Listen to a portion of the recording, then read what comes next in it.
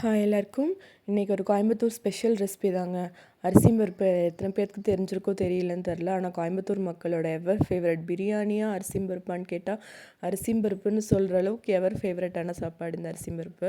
அவ்வளோ டேஸ்ட்டாக இருக்கும். சிம்பிள் அண்ட் ஈஸியாக 10 மினிட்ஸில் பண்ணிடலாம். ஆனால் டேஸ்ட் வேறு லெவலில் இருக்குங்க. அந்த ரெசிபி தான் இது. நோட் பண்ணி வச்சுக்கோங்க. ட்ரை பண்ணதுனா கண்டிப்பாக ட்ரை பண்ணி பார்த்துட்டு எப்படி இருக்குன்னு கமெண்ட் செக்ஷனில் சொல்லுங்கள். ஸோ நெக்ஸ்ட் கிவ்அவே வந்துட்டு அனௌன்ஸ் பண்ணியிருந்தேன் இல்லைங்களா. ஸோ அது வந்துட்டு இன்னுமே எனக்கு 100 சப்ஸ்கிரைபர்ஸ் வந்துட்டு ரீச் ஆகவே இல்லை. இன்னுமே எனக்கு பார்ட்டிசிபென்ட்ஸ் நிறையா தேவைப்படுறாங்க. ஸோ இன்னுமே உங்களால் முடிஞ்ச அளவுக்கு ஷேர் பண்ணுங்கள். இந்த சப்ஸ்கிரைபர்ஸ் இன்க்ரீஸ் ஆக வைங்க. பார்ட்டிசிபென்ட்ஸும் முடிஞ்ச அளவுக்கு உங்களால் முடிஞ்சால் இன்க்ரீஸ் பண்ண வைங்க.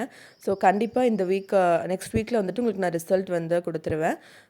நெக்ஸ்ட் கிவ்அவே ரிசல்ட் வீடியோ வந்துட்டு சீக்கிரமாக உங்களுக்கு அப்லோட் பண்ணுறேன் நான். ஸோ இதெல்லாமே முடிச்சுட்டு கடைசியாக ஒரு டைம் உப்பு வந்துட்டு என்னென்னு பார்த்துக்கோங்க. ஆட் பண்ணியிருக்க மசாலாஸ் என்னென்னு பார்த்தீங்கன்னா ஒன்றுமே இல்லைங்க. மஞ்சத்தூள், சாம்பார் தூள் வந்துட்டு போட்டு அதுக்கு ஒரு தனி டேஸ்ட்டு கிடைக்கும். ஸோ சாம்பார் தூள் ஒரு ஸ்பூனு, உப்பு மட்டும்தான் போட்டிருக்கேன். ஃபைனலாக உப்பு டேஸ்ட் பண்ணிவிட்டு 3 விசில் விட்டு எடுத்திங்கன்னா நம்மளோட சுவையான அரிசி பருப்பு ரெடி ஆகிடுங்க. செம்ம சூப்பராக இருக்கும். கண்டிப்பாக ட்ரை பண்ணதுலன்னா ட்ரை பண்ணி பார்த்துட்டு எப்படி இருக்குன்னு கமெண்ட் செக்ஷனில் சொல்லுங்கள். நெக்ஸ்ட் வீடியோவில் பார்க்கலாம். பாய்.